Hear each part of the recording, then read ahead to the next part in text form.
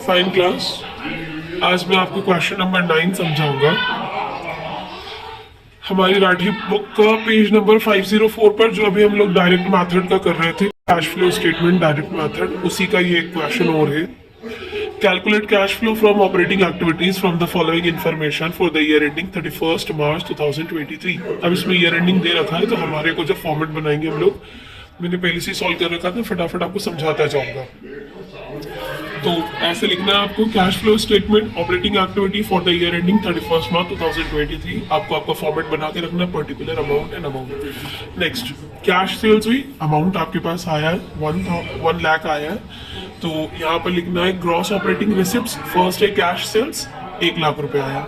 Next है receive from debtors, और फिर उसके बाद है कमीशन रिसीव्ड। ये तीनों आपके पास अमाउंट आया हुआ है। डन, हमने तीनों की एंट्री कर दी, receive from debtors and commission received. तो आपके पास टोटल अमाउंट आया है 6,50,000 का। डन, अब आपको लेस करना है ग्रॉस ऑपरेटिंग कैश पेमेंट, जितना भी आपने कैश में पेमेंट किया हुआ है। तो आपने क्या क्या पेमेंट करा हुआ है? Payment to suppliers, cash purchases, देखिए payment to suppliers 2 lakh bracket में लगाया हमने। कैश परचेजेस ब्रैकेट में लिखा, ब्रैकेट का मतलब माइनस करना होता है। डन, आउटस्टैंडिंग सैलरीज, ये बच्चे यहाँ पर कंफ्यूज हो जाते हैं। बच्चे क्या करते हैं, आउटस्टैंडिंग सैलरीज को लिख देते हैं। अभी मैंने लाइनिंग नहीं बनाई, बट आउटस्टैंडिंग सैलरीज जो है वो 5,000 की बता रहा। हमारे को ये एंट्री नहीं लेनी क्योंकि आउटस्टैंडिंग है।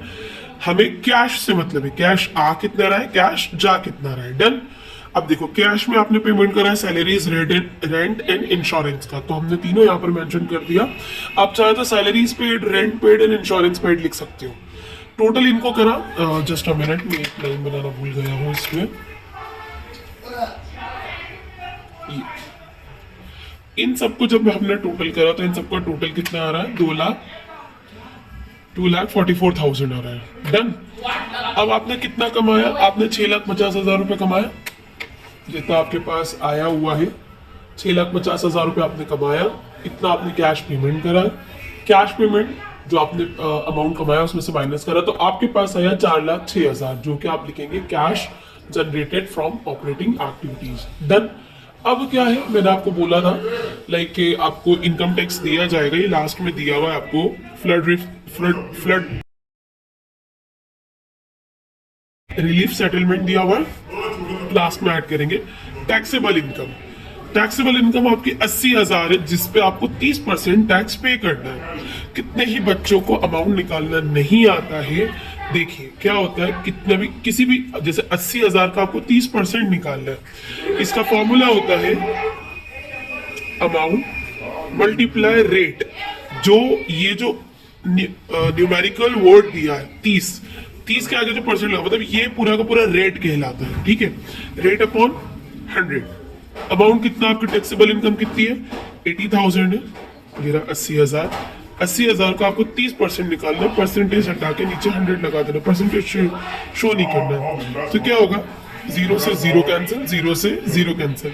मल्टीप्लाई का रूल है, जितने 0 आ रहे हैं उतने 0 आएंगे ही आएंगे। 1 2 3, 1 2 3, 3 8 जा या 8 3 जा, दोनों का आंसर सेम आएगा 24। तो आपकी टैक्सेबल इनकम 80,000 है, जिसका 30% आपको टैक्स पे करना है, वो है 24,000, जो कि ये लेस होगा। ठीक है, देखो ये लास्ट में लिखा हुआ हमने 30% ऑफ 80,000 कितना, 24,000। आपका जितना भी अमाउंट आपके पास है उसमें से 24,000 आप लेस करें, 3,82,000 आपके पास आ जाएगा। इसको हम बोलेंगे cash flow before extra ordinary item. Extra ordinary item के पहले का जो कैश फ्लो है वो ये है आपका। फिर इसमें ऐड कर देना फ्लड रिलीफ सेटलमेंट, जो हमारा एक्स्ट्रा ऑर्डिनरी आइटम आपको दे रखा है।